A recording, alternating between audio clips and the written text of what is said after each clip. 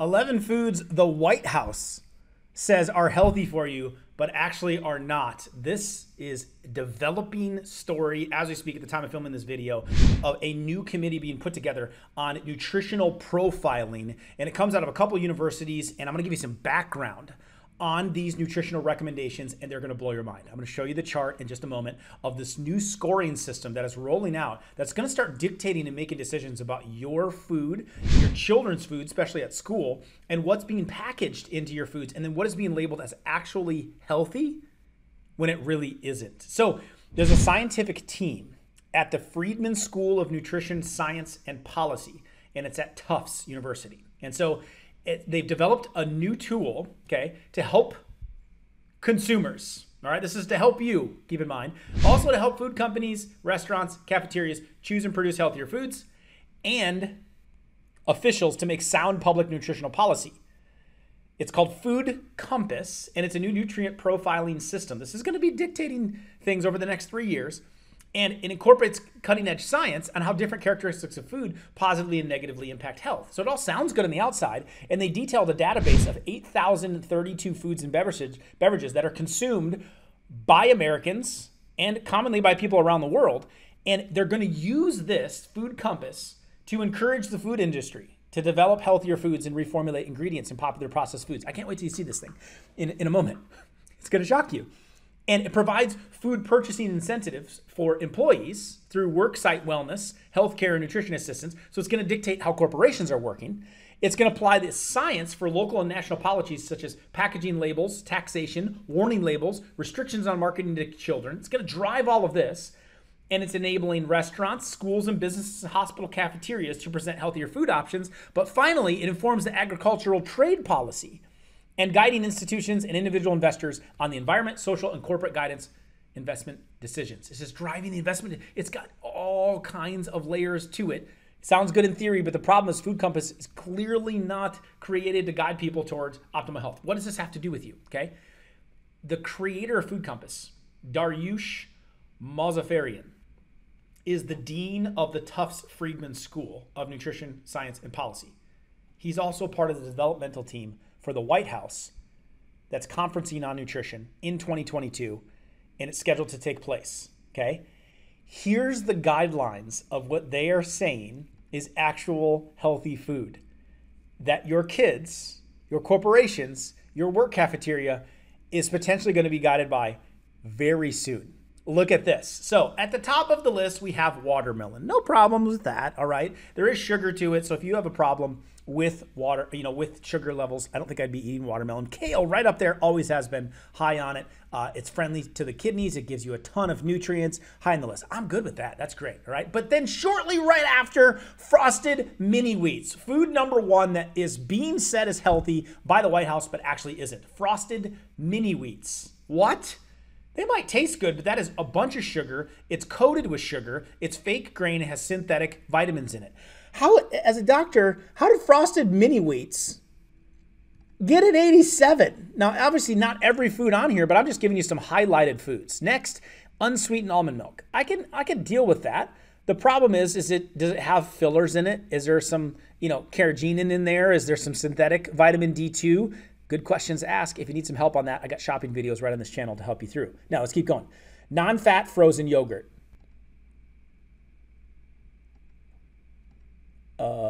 Frozen yogurt? That was a joke, right? No. It scored an 80. It scored an 80. How is frozen? All right, if I have to explain that, yogurt's good, right? You should watch my video on foods that you think are healthy that actually aren't. I'll give you more details on that in a second. But there's a lot of dairy involved there. There's a lot of sugar involved there. And it's like ice cream. Crazy.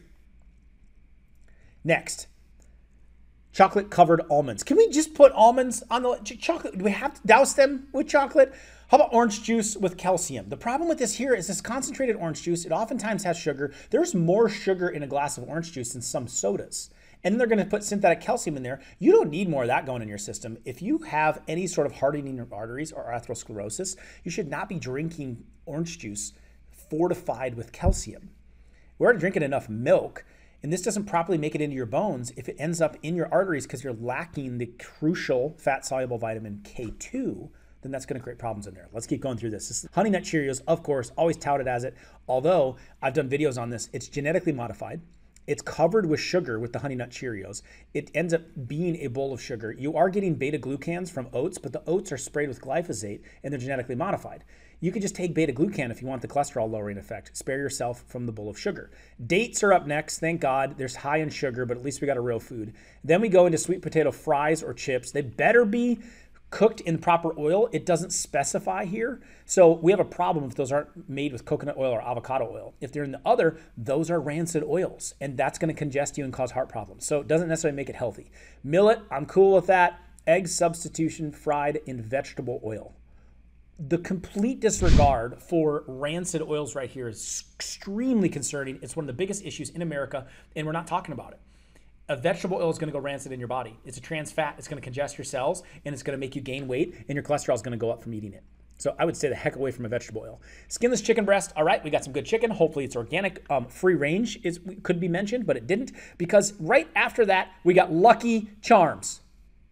Lucky Charms. Lucky Charms is on the list as a 60. Does any right human being want to have a conversation about why that is a terrible idea?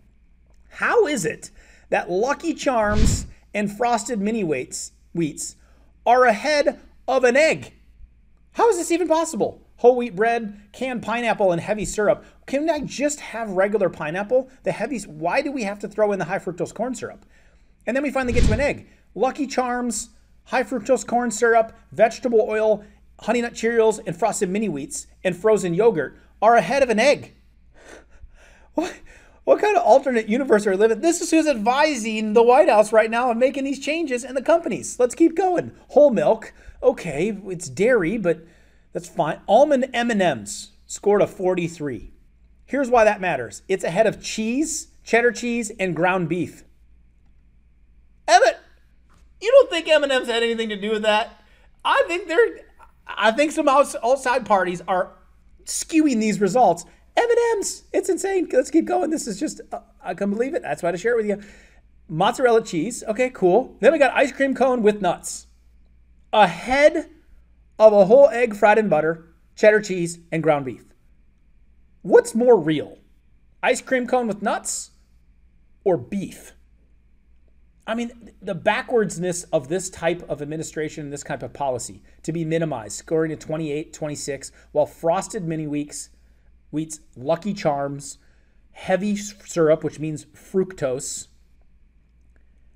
almond M&Ms, and an ice cream cone with nuts. No wonder we have SAD America, standard American diets, and an overweight, obese America, because we're not actually focusing on health. We're focusing on the pockets of the companies that are dictating these decisions.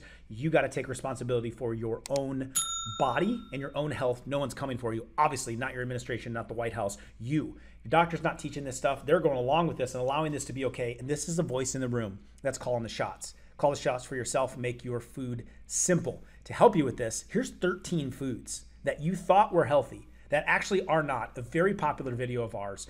And this will get you down that road of like, okay, I got to start eliminating some of these exact foods are on the list out of my diet. And what can I start going towards? Check it out right here. Take charge and responsibility of your own health, peeps. I'll be back with you soon.